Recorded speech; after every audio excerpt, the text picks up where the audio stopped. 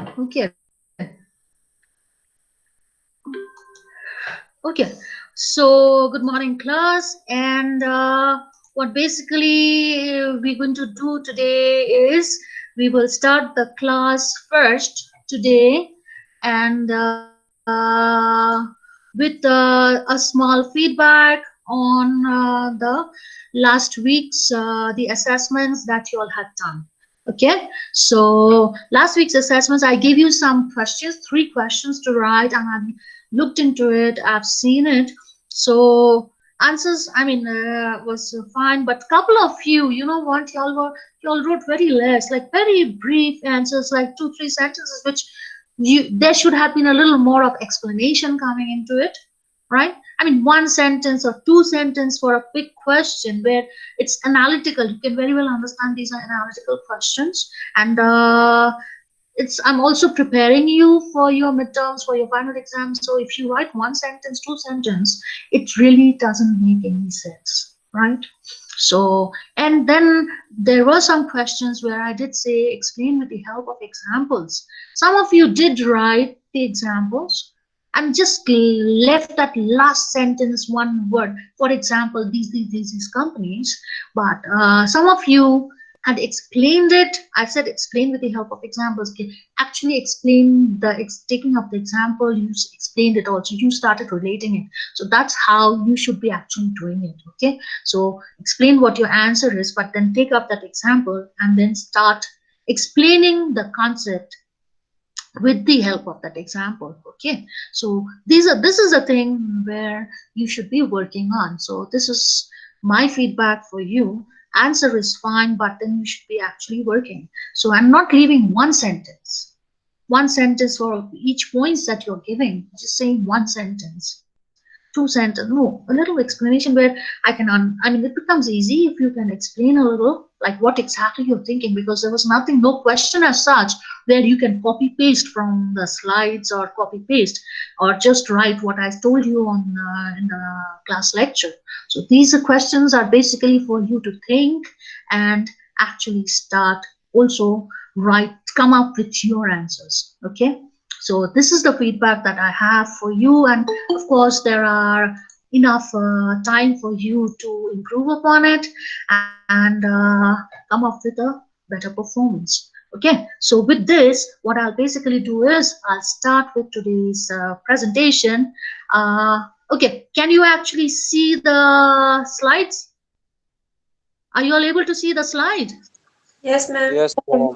Okay, thank you. Yes, So basically for today's class, where we are actually going to talk about, we're going to talk about the theories of motivation, right? We have started our class in last week where we were talking about motivation, and we did say that what is motivation, the importance, and what challenges can come up, what can be done to ensure that the employees are motivated. And we had discussed this from the point of view of the employees as well as from the point of view of the employer. We have discussed both the points, both the sides actually. And so today is basically today's classes where we talk about the theories. Okay, so theories and theories of motivation. Now before I actually talk about the theories of motivation, you know, in the last class we have been actually trying to talking about that different people behave in different way, right? You see these questions that is actually up here, that different people behave in different way, and why is it so? Why do different people behave in different way? And what is the reason for people to behave? Like I can be positive in this, very actively involved and really enthusiastic in doing one work, but you're not. Why is it? Why is it that I am putting in more effort, I'm very much committed, but there are certain people who's there who doesn't want to work, very lazy, taking things for granted, right?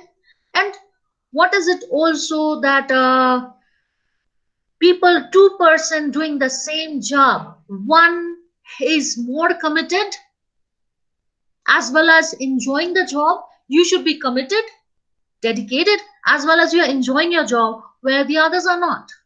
Okay, And also is it the same? The last question that comes up is different, same group of people, but they're performing differently under different leaders. Why is it?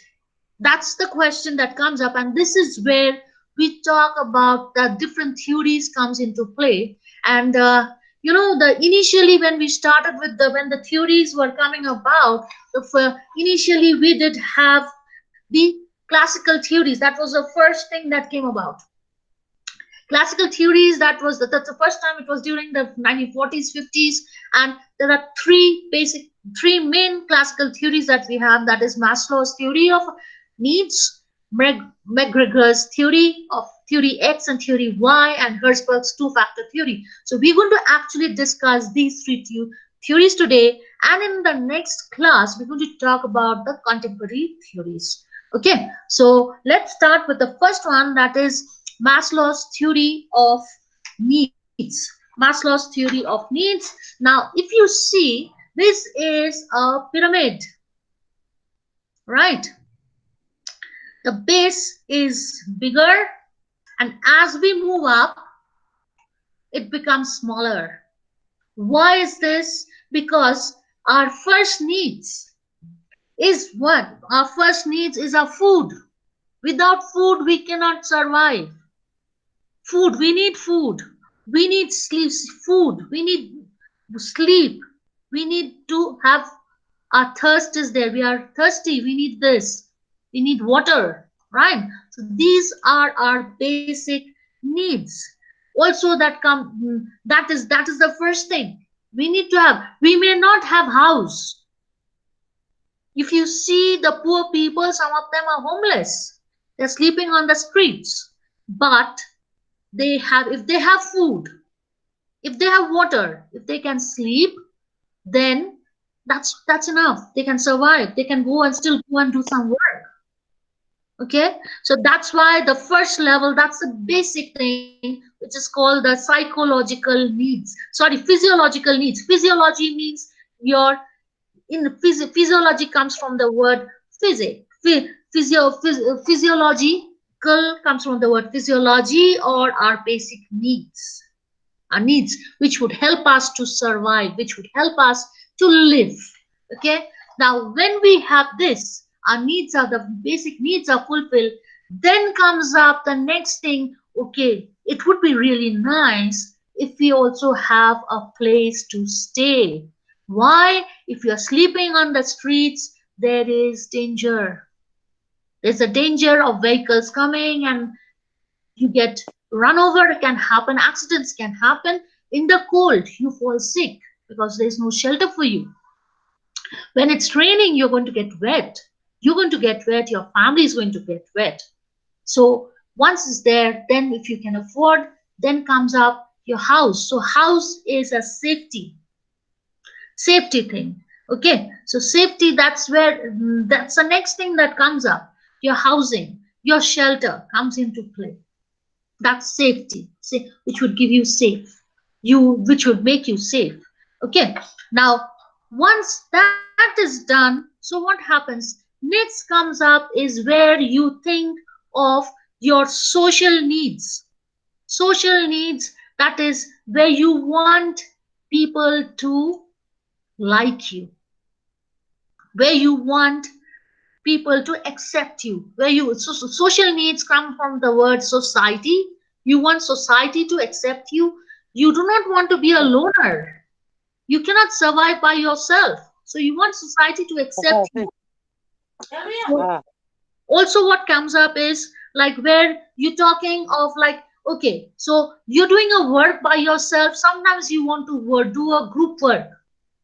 So if you see this is where people are working together. People are talking together. There is love and affection that's needed. So that is social needs.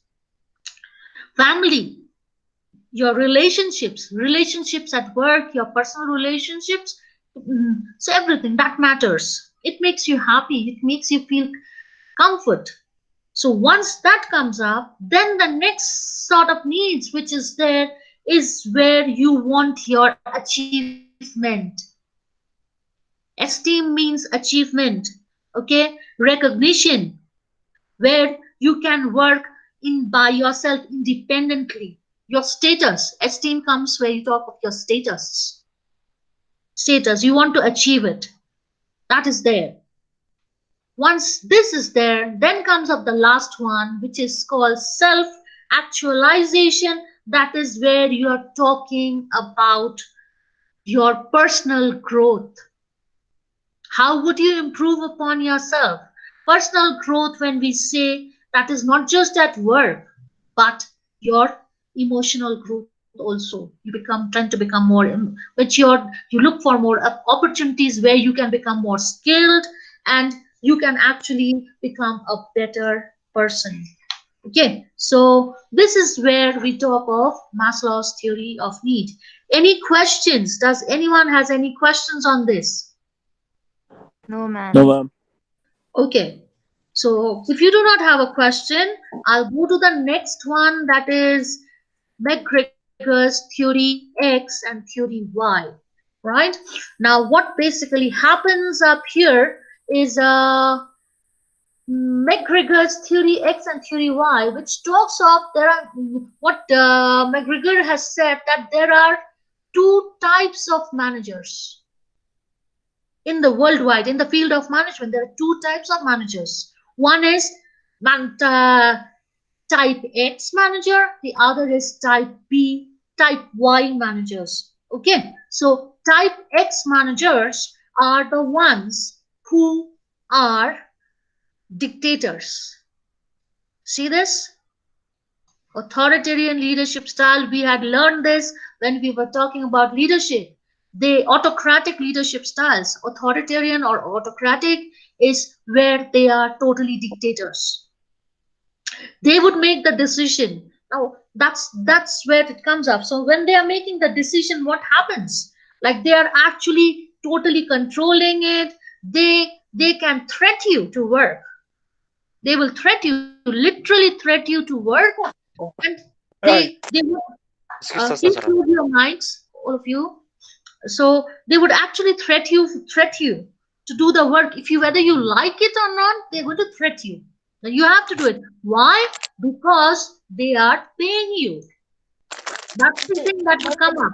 That we are paying you, and so you will have to do this work. That is the basic thing that comes up. Students, can you please switch off your mics?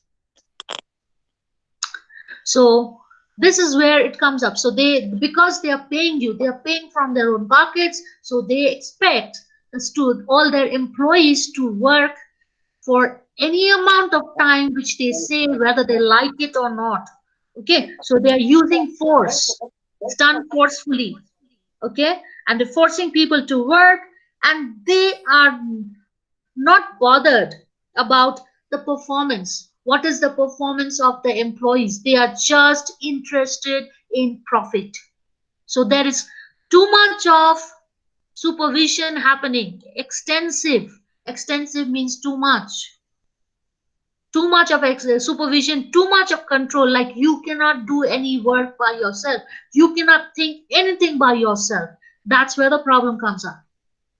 What also happens is, where is delegation of work? Delegation of work here means where we are talking of decentralization of power, where work can be divided and each person can take responsibility. But in case of an autocratic leadership style, where I said it's totally fully authoritarian, that it's the leader or the top leader who makes all the decision. You do not, you as the employees do not have any scope for saying. So you see the instructions, that is, it's one way communication system happening, not both ways. The bosses are not willing to listen to your feedback. It's just one way. You just have to keep quiet. Why? Because they're saying, we are paying you, and you are asked to be paying you for the work that you are doing. So this is where we talk of X type of managers.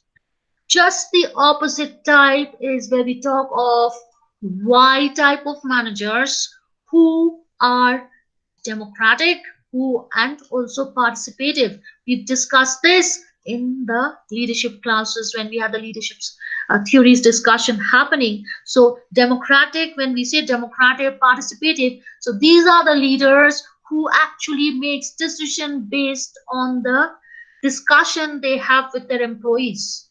They have a full discussion. They allow employees to talk. If you see this, it's two-way communication system happening. The arrow is going both sides.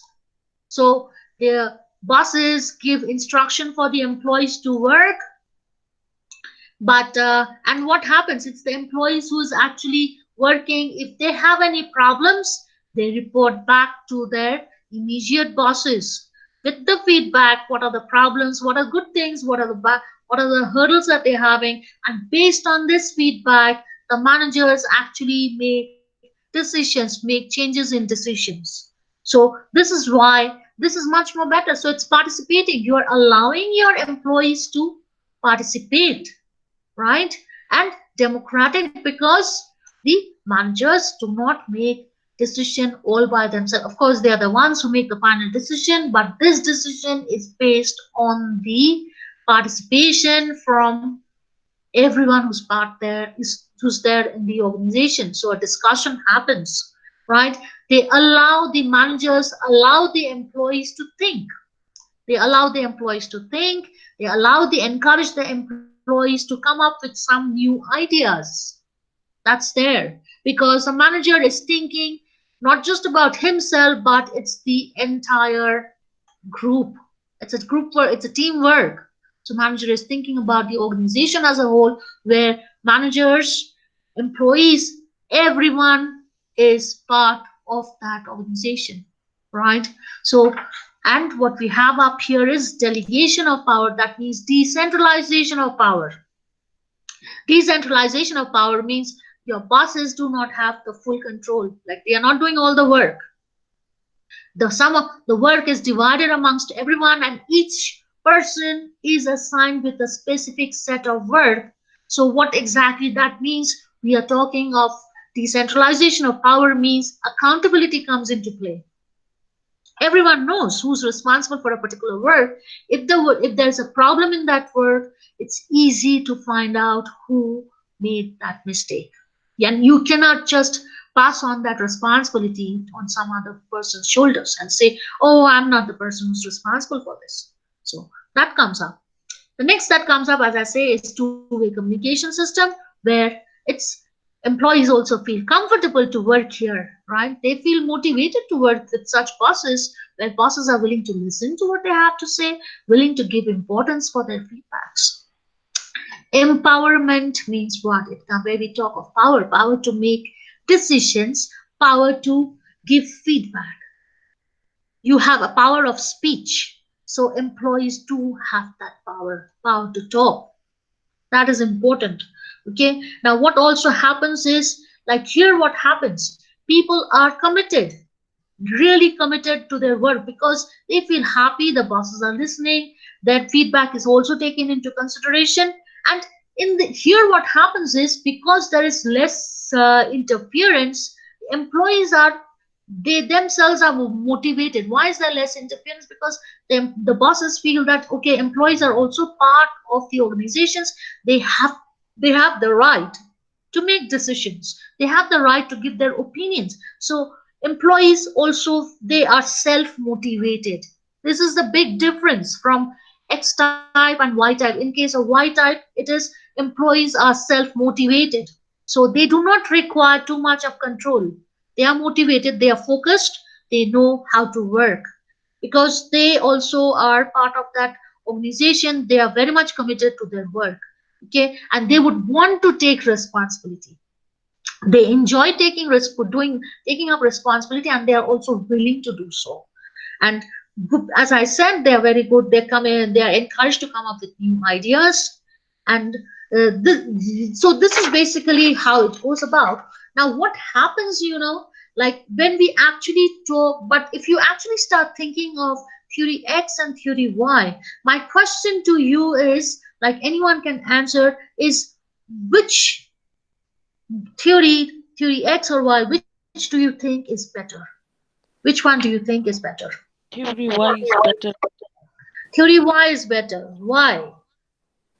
because in theory why uh, that the bosses are taking feedback of their employees, and as per the feedback they will work, and I think the result of their their business will run good, ma'am.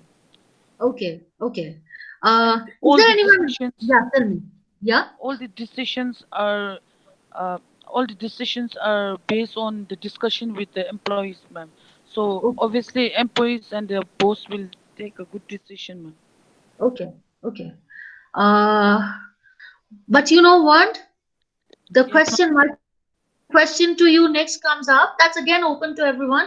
Then why are we talking about theory X? That means this should be rejected, right? If Yes, we ma'am. look into Yes, it, ma'am. yeah. So why are we talking at all about it, and why do we have leaders who are authoritarian? Then, yeah, tell me. Is there uh, anyone who can say?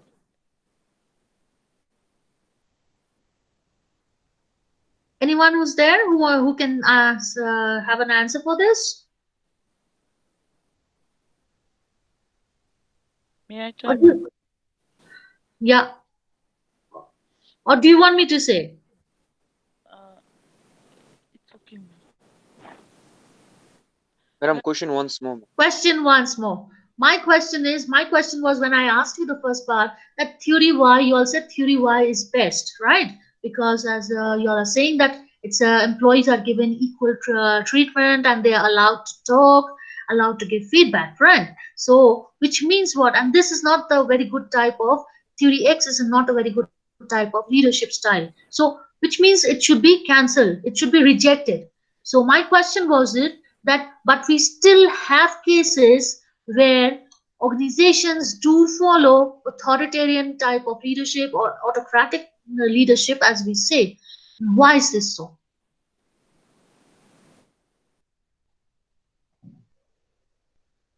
Does it have any use at all, or it's just useless?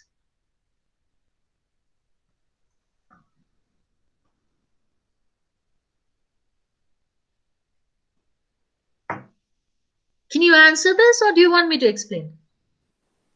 Madam, theory X have some Explain use, it. madam. What use? uh, like uh, when the owner take a decision for their business, I think they will take a best decision for their own businessman. And Okay, one is profit focus, madam. okay, okay. As an uh yeah. employees, the owner will always look forward for the more profit, madam. When it Mhm. comes employees, I think if the business goes on, if the business run in loss also, they don't have any impact like a owner have to face, madam. Okay, okay. Yes. But you know what? There is one type, one situation where theory X is the best and not theory Y. That is in times of crisis, in times of emergency. That's when you suppose crisis or emergency. It's suppose, say for instance, today when we are facing a global crisis, right? All of us know that we have a global crisis and worldwide there is a global economic recession happening. That's the time when the bosses have to make the decision. They have to be ones who has to make the decision, quick decision, how to ensure that their companies are running smoothly in this recession situation, in this crisis situation.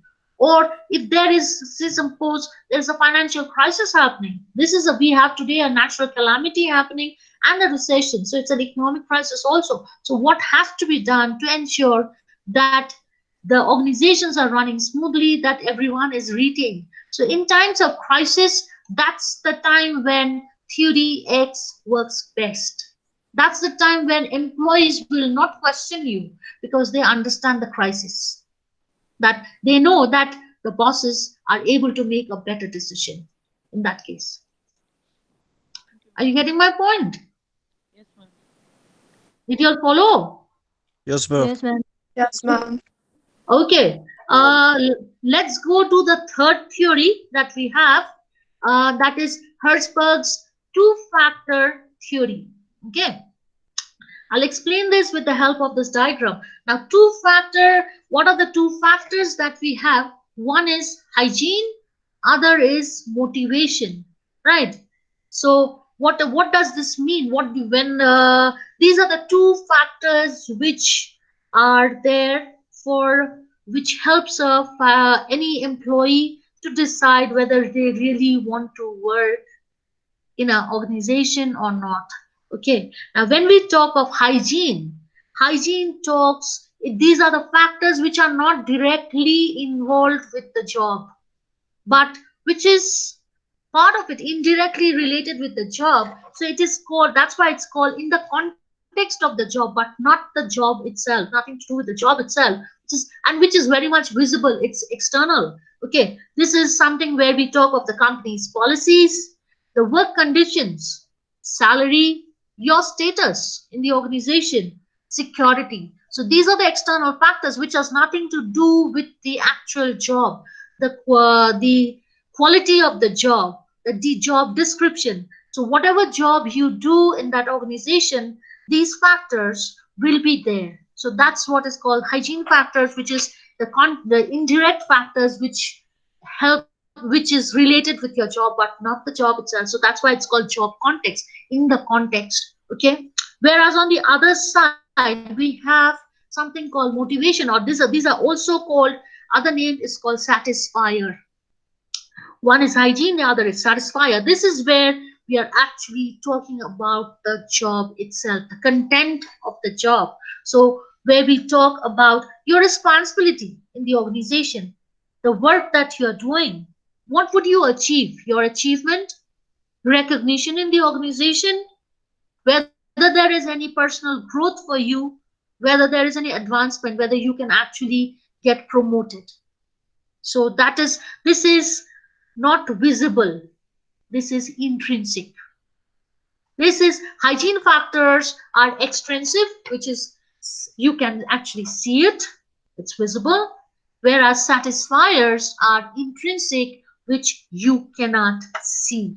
Okay, now that means what? We have two factors. One is satisfier or satisfaction. So the opposite of satisfaction, usually if we say opposite of satisfaction, we will say is dissatisfaction. But as per Herzberg's theory, opposite of satisfaction is no satisfaction. It's not dissatisfaction, no satisfaction. And when we talk of the hygiene factors, that's where we are talking of dissatisfying factors or dissatisfaction. Opposite of dissatisfaction is no dissatisfaction. So the external factors are where we are talking about whether we are dissatisfied or we are no, it's no dissatisfaction. But when we talk of the intrinsic factors, we're talking of satisfaction or no satisfaction. Am I clear with this? Are you all clear? Yes, ma'am. Yes, ma'am. Yes, Okay. ma'am. Yes, ma'am. Okay. So what happens up here is, if you see this diagram up here, we have hygiene on the y-axis and motivation on the x-axis, right? So there are four quadrants that we have.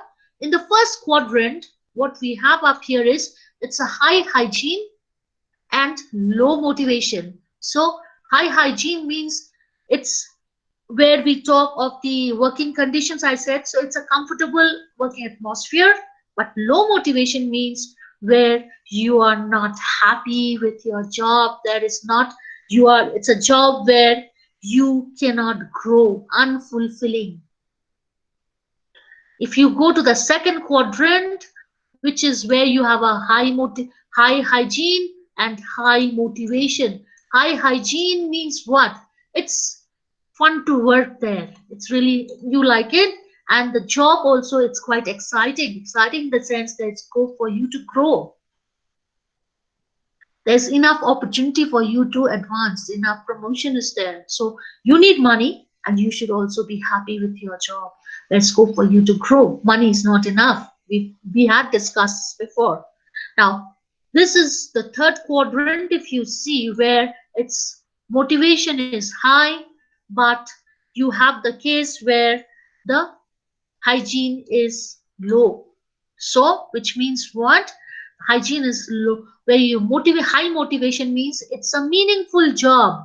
Okay, meaningful job where it is the job makes sense. It is job. There is job enrichment. There is enough scope for you to grow. There is enough scope for you to achieve something. But the working atmosphere is difficult. It's difficult. And last quadrant that talks of where the motivation is low, as well as when you talk of the hygiene factors, that is also low. So it's not a very healthy situation. Neither will you achieve anything financially, nor would you achieve anything. It's your personal growth, personal satisfaction. So it's dissatisfaction and also no satisfaction. Dissatisfaction because, as I said, hygiene, and no satisfaction means because of low motivation.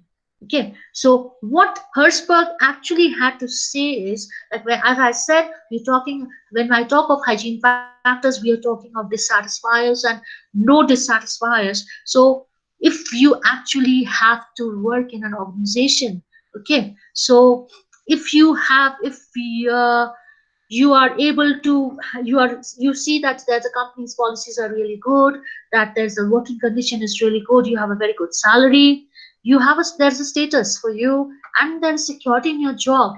So which means what? All your desires are fulfilled, but that doesn't mean that you are fully satisfied.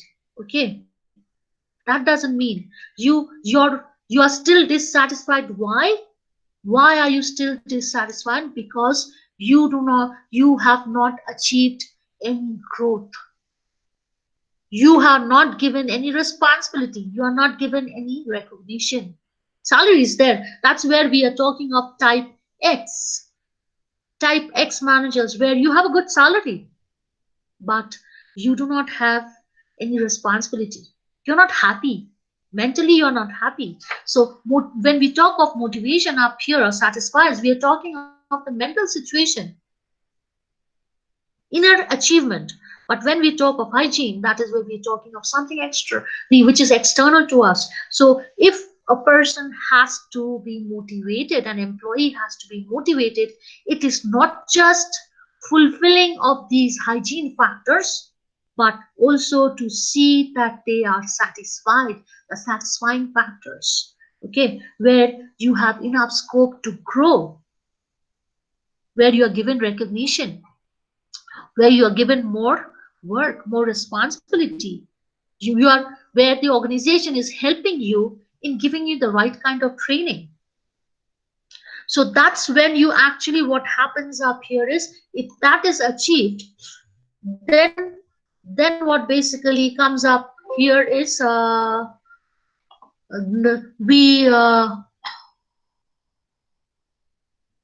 that's the time when we actually see that what happens is employees are really happy with it, when they are not only given the job, the salary, they have good working conditions, and there's a security in the job, but also employers are actually thinking about their the employees welfare, their problems. They're ensuring that the employees are given right kind of scope, right kind of skills, like right opportunities where they can enhance their skills. And there is employees are like, there is a job enrichment, the quality of job becomes better, employees are given better, have better responsibilities, or more it's the responsibility, the extent of responsibility increases, so then it becomes better, then employees are happy. So that's how employees get motivated. Just salary is just not enough. Of course, you have a salary, that is important. That's why we are all working, but that is not enough. Why do people leave? They leave because they are mentally not happy. Mentally, they are not happy. Sometimes job money is enough. Money is there. Okay, I'm not getting paid. I'm not getting paid. Or it's less pay. I want to go, but You go to a new organization, they're paying you huge amount of money. Everything's fine. There's a job security. People are happy. They're asking you to work. You're doing the work. You're trying to do it. But then at some point, you feel that you have not achieved anything. You're trying to please your bosses. What have you achieved? You've achieved nothing. Are you satisfied? You do not have time for your family. You do not have time for your relationships, your friends. There's no scope for you to grow. Then what happens? You're not happy. It's fine, I'm getting salary, I have a position in the company, everything's fine. But are you really happy? You've become a workaholic. Your mental peace goes away. So that's not what would motivate an employee to stay. So even if you have a high pay, if you start your business, as I said, or some of you do have your family business, you have to be very, very careful. How are you going to retain your employees? Just by giving salary is not enough. Certain times, in times of emergency, you have to make the decision. Why your employees look up to you to make that decision? That's where you have to become a X type of manager. You have to become autocratic. But otherwise, you need to take feedback of your employees. You have to see what they are thinking. Think from their perspective if you want to retain good employees. Otherwise, it doesn't work. Okay. So this is how it comes about. Any questions from your side? Is there anyone having any questions? No, ma'am. Have all of you understood? Yes, ma'am. Yes, Yes, ma'am. madam. Yes, ma'am. Okay, okay. So this is what we had with regards to the classical theory of motivation. So next class, next Wednesday's class, I'll start with the contemporary theories that we have. So I'll go to the last part of today's class. And what happens is you have an assessment to do today, right? Which is where we have to do a situation analysis.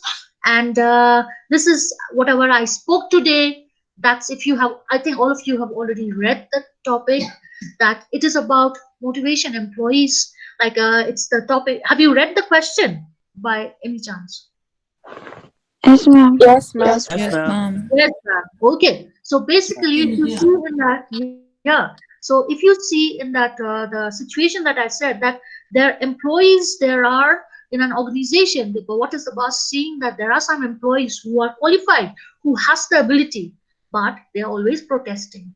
They're not allowing people to work, creating problems. That is so. Why is this happening?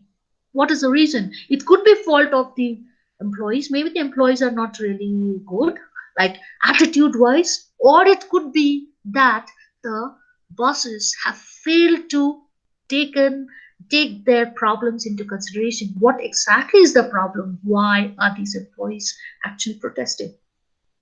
So that is the scenario, and you have the case, right? You have the questions followed by that.